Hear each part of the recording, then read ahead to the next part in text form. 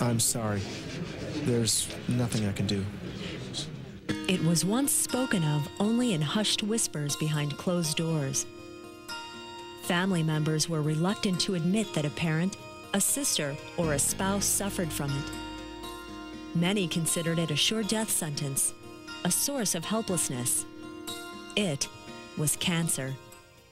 My first reaction when I was told of my mother's illness was that I went completely and totally numb. You don't want ever in your life to have a parent call you and say, I have cancer. It's a shock. Today, cancer is still a dreaded and potentially lethal disease.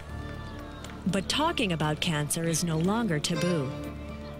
With today's methods of early detection and advanced treatments, millions of cancer victims have gone on to live happy, productive, cancer-free lives. And millions more have avoided cancer by making healthy lifestyle choices, like quitting smoking, protecting themselves from the sun, exercising, and eating right. Just what is cancer and what are its causes? Do you know anyone who has or has had cancer? At what stage was it detected? How did the illness affect family and friends? Do you think you're susceptible to cancer? What preventative steps can you take now? No doubt the person who finds a cure for cancer will be a world hero. But there is as yet no cure. In fact, many scientists believe that our best bet for beating cancer will continue to be proactive behavior, including a healthy lifestyle and early detection. One reason a cure remains elusive is that cancer is not just one disease.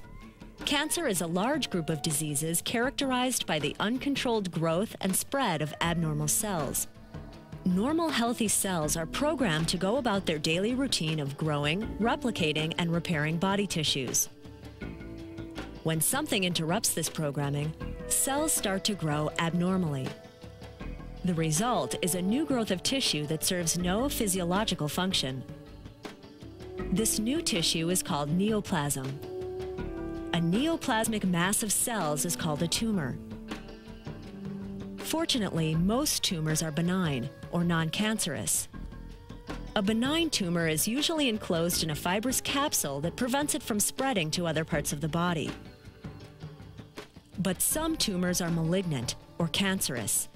They grow uncontrollably, carrying a mutated genetic code, and can spread throughout the body if not detected. The only accurate way to tell whether a tumor is benign or malignant is through a biopsy or tissue sample. The rate at which a cancer cell can grow can be very disturbing. If I take a normal glial cell in the brain and put it in a petri dish, it takes 5 to 7 days for that cell to divide into 2 cells. A cancer cell completely loses that type of information. So the ability to receive the information can be lost, or the ability to interpret the information that's being received is lost. We don't quite know. We know that both can happen. And as a result of that, a cancer cell in the brain can divide once every 12 hours. That's a very scary proposition, because that means you get 2 cells, 4 cells, 8 cells, and with a very short period of time, you have quite a mass of cells. Uncontrolled growth, that's the first problem. In addition, when cancerous cells invade the body's tissues, they disrupt the DNA and RNA, the substances that carry a cell's genetic code, within normal cells. This disruption produces mutant cells that differ in form, quality, and function from normal cells. Why are these mutations such a problem? For one thing, they make attacking cancerous cells very difficult. Researchers have learned how to isolate certain cells and target them with drugs. But if each cell is different, no one drug will attack it in the same way. Yet another deadly characteristic of malignant cells is metastasis, or the ability of these cells to move from one part of the body to another and grow. In a tumor, cells frequently break off from the main tumor or walk away somehow through various motility mechanisms. And they can actually secrete enzymes and kind of worm themselves in so that they can actually get into the bloodstream or the lymph system, which are both moving fluid systems in the body. And they can sort of be carried along in the blood. As with many diseases, we know more about how cancer cells act than we do about what causes cancer. We can describe the process by which cancerous cells divide and spread, but we don't know for sure what makes a normal cell become cancerous. So the question remains, what causes cancer? My doctors have not given me any indication that it's anything that they understand where it came from. They just say that maybe it's a gene, maybe it's the fact that I had my period for many, many, many years. I was 59 when I still had my period, and they feel that the estrogen is the factor, that the fact that I had estrogen for so long in my body might be a factor. Scientists suspect a number of culprits, some of which we can take an active role in avoiding, and some over which we have little control. One theory supported by recent research suggests the existence of oncogenes, or cancer-causing genes. Some cancers, including breast, colon, and stomach cancer, tend to run in families, suggesting that some of us may inherit a genetic predisposition to certain cancers. Genetics has become a very interesting area of review and of potential treatment because we're finding that as we look closer and closer at the chromosomes that each individual has, and that chromosome makes up the genes of our body and tells us what color hair we'll have, what color eyes. They also tell us what immune defects we'll have. It will also tell us what potential malignancies we can get, and we're just trying right now, in fact, we're just starting to decipher what's going on with that aspect. Noted variations in incidence rates and the types of cancers that developed based on gender and race also suggest possible genetic causes. How much these rates are influenced by variations in diet, exercise patterns, or other culturally influenced behaviors, however, is not yet known. Although data are inconclusive, many scientists suspect certain viruses may create an opportunistic environment for cancer to develop. The herpes virus, as well as the human papillomavirus, for example, are associated with high rates of cervical cancer. In some cases, certain medical treatments are questioned as possible causes of cancer.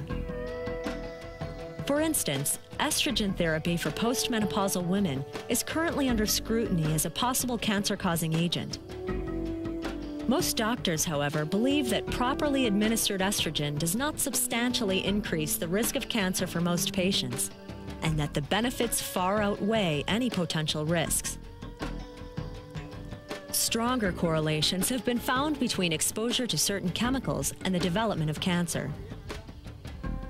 Many people worry about the chemicals added to foods. Sodium nitrate, used to preserve various meats, is particularly implicated as containing carcinogenic properties. Much of the concern over chemicals in the foods we eat centers around the pesticides and herbicides sprayed on food crops. Used to promote growth, prevent plant disease, and increase production, dangerous warnings about the side effects of PCBs and dioxin have left people leery of the safety of the soil and the crops grown in it. Many scientists point out, however, that the truly dangerous chemicals are already banned, and concentrations of those chemicals in the food supply are very low, usually well below federal standards. They also stress the importance of eating fruits and vegetables to prevent certain cancers. Most would agree that the health advantages of eating fruits and vegetables far outweigh the risks presented by eating foods with very low concentrations of chemical residues. Agricultural workers who are exposed to high, prolonged doses of herbicides and pesticides, however, are at risk for developing cancers. As are people exposed to occupational hazards like asbestos and coal tar. In addition to workplace hazards, environmental pollutants in our air and water have been implicated in causing cancer. Ionizing radiation from X-rays and medical wastes, as well as ultraviolet radiation from the sun, have been proven to cause cancer. and potential radiation spills from nuclear power plants are a source of widespread public concern, despite government monitoring. A number of other substances, many of them unknown until the 20th century, are also thought to cause cancer. Among them is the defoliant, Agent Orange, that was sprayed on the rainforests of Southeast Asia during the Vietnam War. Agent Orange is blamed for a variety of cancers among American soldiers. In addition, exposure to chemical warfare during the Persian Gulf War is now suspected in various illnesses among those veterans, including cancer. Many of these cancers surfaced long after the wars ended. A more subtle suspect in the search for causes of cancer is stress. Many experts believe that prolonged stress and depression weaken the immune system, which wears down the body's resistance to cancer. Although scientists disagree on the direct relationship between cancer and stress, most agree there are a number of sociological factors related to cancer. The two most potent social sources of malignancies are alcohol and tobacco. Heavy consumption of alcohol has been related to cancers of the mouth, larynx, esophagus, and liver. These cancers show up even more frequently in people who also use tobacco.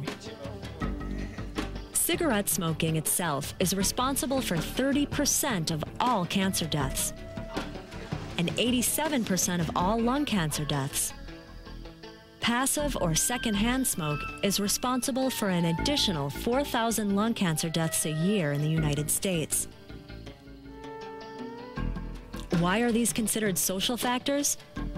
While both have chemical roots, their uses are often social in nature. This serves as a perfect example of why it's impossible to identify one cause of cancer. Rather, it's often a combination of various factors that increases individual risk. The list of suspected causes of cancer is daunting, but it doesn't need to be overwhelming. There's no need to run out and give up everything fun. The most significant risk factors involve choices in lifestyle and behavior. This means that you can take an active role in reducing or even eliminating certain risk factors from your daily life.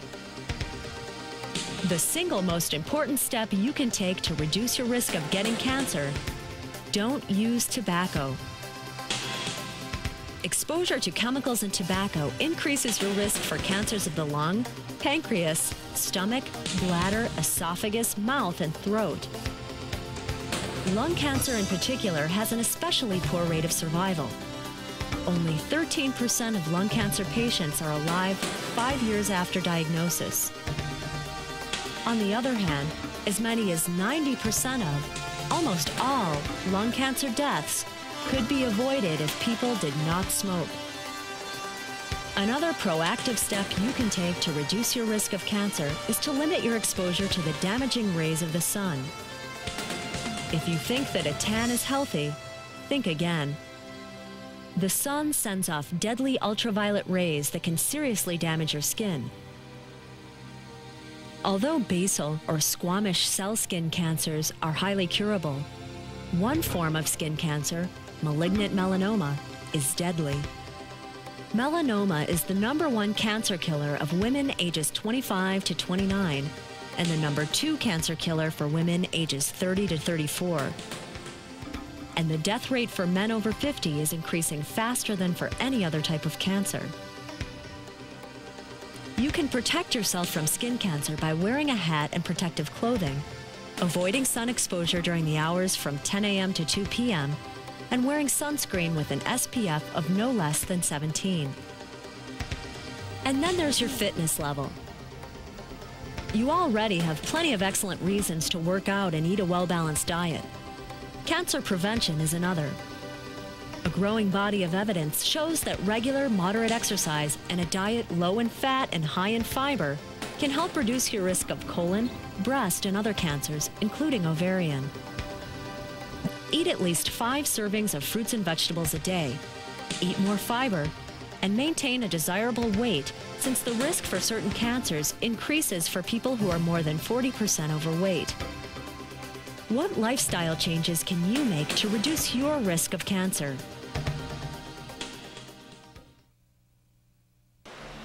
Taking positive steps to reduce your risk of developing cancer is a vital part of protecting your health. Just as important, you can take an active role when it comes to cancer screening. Sometimes people avoid cancer screening for fear of bad news. What they don't realize is that when caught early, cancer can be highly curable, and periodic screenings can help identify precancerous conditions that can be addressed immediately. In fact, for some cancers, cure rates approach 100% when caught early. So what steps can you take? First, don't underestimate the importance of an annual physical. A physical for women over 18 should include a pelvic exam and a Pap test for detecting cervical cancer. Of equal importance, you need to monitor your own health on a regular basis. Be aware of changes in your body and watch for the 7 warning signs of cancer. Changes in bowel or bladder habits, a sore that does not heal, unusual bleeding or discharge, thickening or lump in the breast or elsewhere, indigestion or difficulty in swallowing, obvious change in wart or mole, nagging cough or hoarseness. Having one of these signs doesn't necessarily mean you have cancer, but caution is the approach you should take. Remember, the key to successful cancer treatment is early detection. Your doctor is your ally in cancer screening, but you ultimately have the primary responsibility for your health. And this means working several simple self-exams into your regular routine. Examine your skin. One of the simplest things that we can look at, in fact, most of us are always looking into the mirror, or when we're bathing ourselves, we can always check our skin. And if we see a new skin lesion, make note of it and check it repeatedly. If that skin lesion grows rapidly, or if it is abnormally colored, in other words, if it's blue or blackish in color, or if it bleeds easily, I think personally myself, I would go see a doctor right away. If you notice a sudden, progressive change in a mole, it may be melanoma. A simple ABCD rule will help you know what to look for. A is for asymmetry. One half of the mole does not match the other half. B is for border irregularity. The edges are ragged, notched, or blurred. C is for color. The pigmentation is not uniform. D is for a diameter greater than 6 millimeters, or larger than a pencil eraser. If you have any of these warning signs, see your doctor. Testicular cancer is currently one of the most common types of tumors found in young men. Those between the ages of 17 and 34 are at greatest risk. So men should practice regular self-examination of their testicles, especially since testicular tumors are often painless. Report any suspicious lumps or thickening to your doctor. Breast cancer is the most commonly diagnosed cancer in women. When detected early, before it has spread to other parts of the body, the 5-year survival rate for victims of breast cancer is almost 100%. But that rate falls significantly if the cancer has spread to surrounding tissue, once again emphasizing the importance of early detection. Now, one great area of preventative medicine is for both women and men with regards to breast cancer. A woman, even if she doesn't have any family history of having breast cancer, should examine her breasts on a monthly basis. When's the earliest time to start? Now.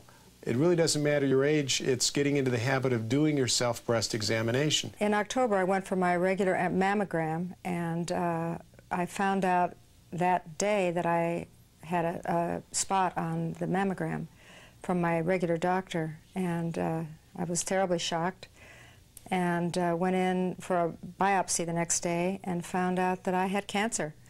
And they could not feel it, and as a matter of fact, it didn't show up in 3 out of the 4 mammograms that they took subsequently.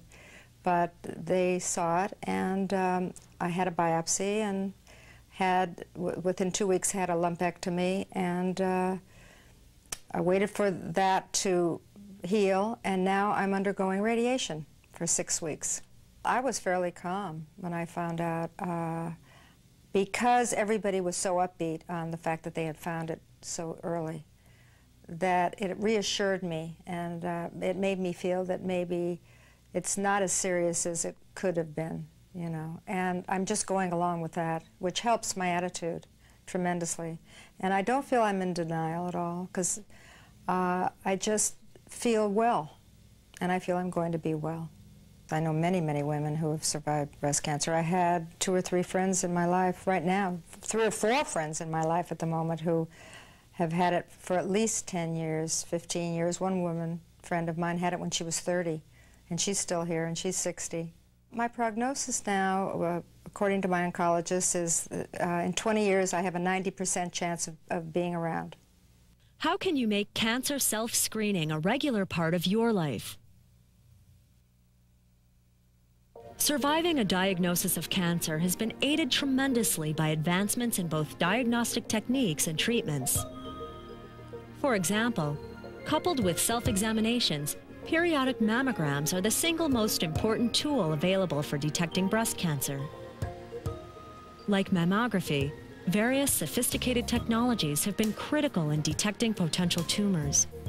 One of the questions that physicians ask and people ask is, what can we use to determine where are the cancers and what's going on? And what I have right here for you is an example of a CAT scan. Well, as we go from the base of the skull, which is right here, up, as we progress along, you can see that there's a mass over here.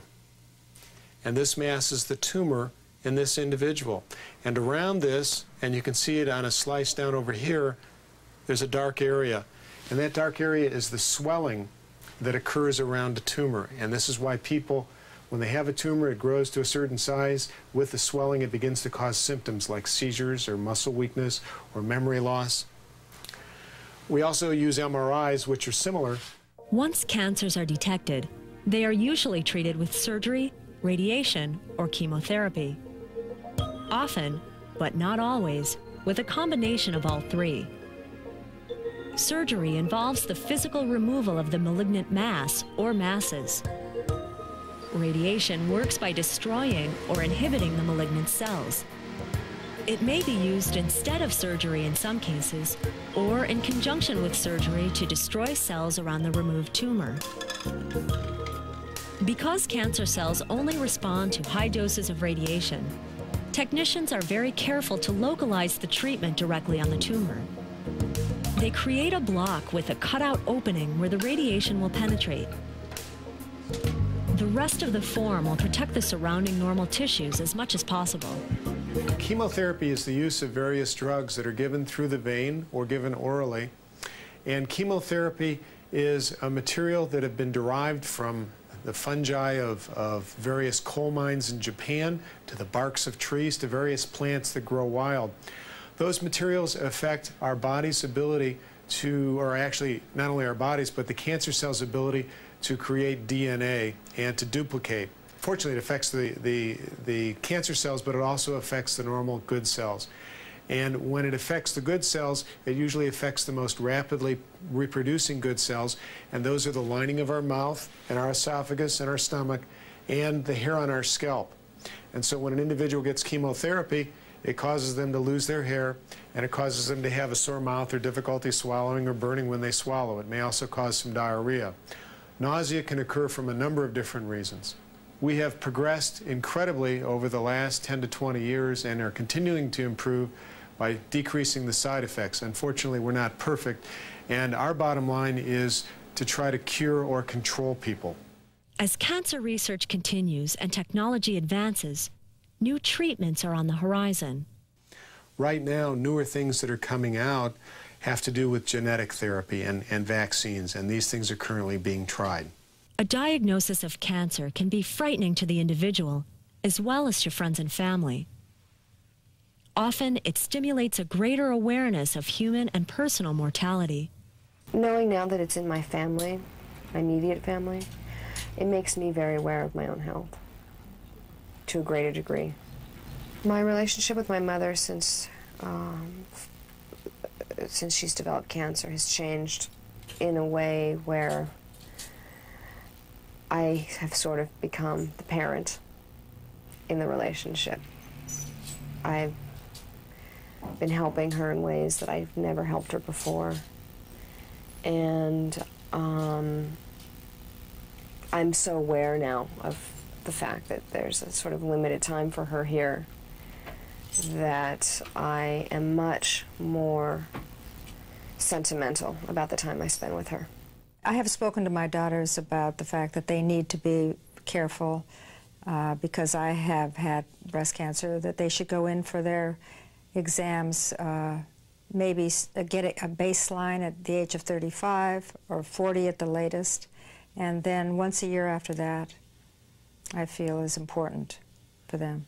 According to my doctors, breast cancer is becoming epidemic, as prostate cancer is for men. And the only thing that I could possibly say would be to get very frequent exams in those areas for men for prostate and women for breast cancer. And do self-exams and try to eat healthfully and try to drink a lot of water and exercise and stay away from too much fat and definitely stay away from junk food. They feel that there is a correlation between poor nutrition and breast cancer. Just as new treatments are on the horizon, so too is greater understanding of cancer in general. Ongoing research encourages continued hope for a cure. Whatever the future holds for cancer research, one thing is certain. Cancer survivors look at the world in a new way. I think that the most enlightening thing that's happened to me is that I value each day more than I have before. I mean, I notice that things smell like they did when I was a kid, or the sky is gorgeous like it was when I was a kid. I mean, those are things that I've noticed that have just started happening. I do feel that I'm much more aware of each year being so precious. Are you doing all you can to prevent and fight cancer?